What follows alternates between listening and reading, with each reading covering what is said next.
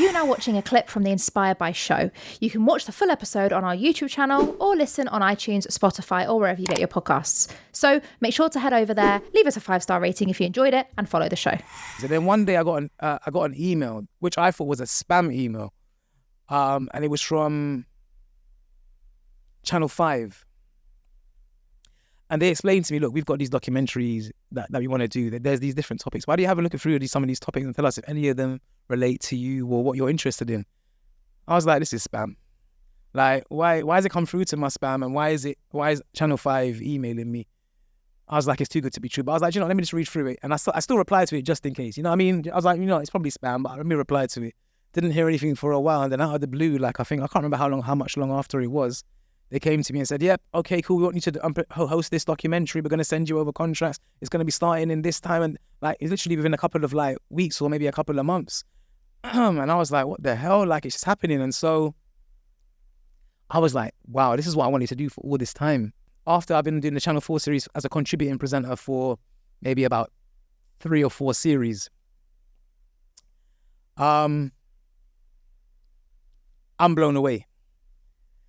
I'm like, I got into a really deep sense of focus at that time. I was like, I need to make sure that I knock this out of the park, because I realized that in this industry that an opportunity comes and it might be the only one, depending on how you do with it. And so I just got into a real deep sense of focus. I remember that time, it was just really, it was unbreakable focus. And I put everything into doing that documentary. It was called One Punch Killers. It was meant to be on 5-star, but I think when the guys at the channel saw it, watched it back, they enjoyed it so much they promoted it to Channel 5. Wow! It came out Channel 5 Primetime, and then it ended up being the second highest viewed show on the channel, and it became part of I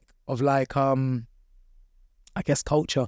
A lot of people come up to me still to now and One Punch Killers, I love that documentary and stuff. And I got invited to Parliament. I got invited to parliamentary meetings and discussions about things to do, because the documentary was about people that might go out on a night out, drink too much, and then they get into a fight, they punch someone, they don't realize that the one punch can actually kill the person, whether it be the impact of the punch or the person hitting their head on the ground.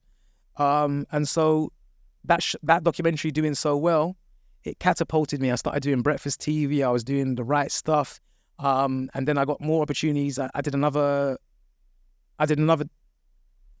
documentary 1 hour special. And then I did another documentary 1 hour special. Then I did 2 series, and those series now are still on My 5 now. You can watch them, When Kids Kill and When Teens Kill. Those shows did well as well. And they've also become embedded in, I guess, what you might call documentary culture, history. And then I just kept building.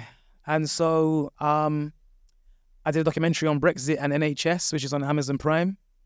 I did a documentary on the Black Pound and the empowerment of the Black community through business, which was my first producer credit, because I actually came up with the idea, and I got an associate producer credit on that as well as presenter credit. It's still on BBC iPlayer now. It's called Spending Black, the Currency of Community. And then before that, I did a documentary for BBC as well called,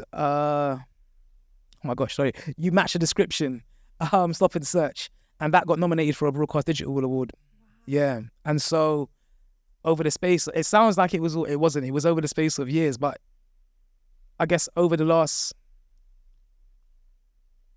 I would say, where are we now, 2023?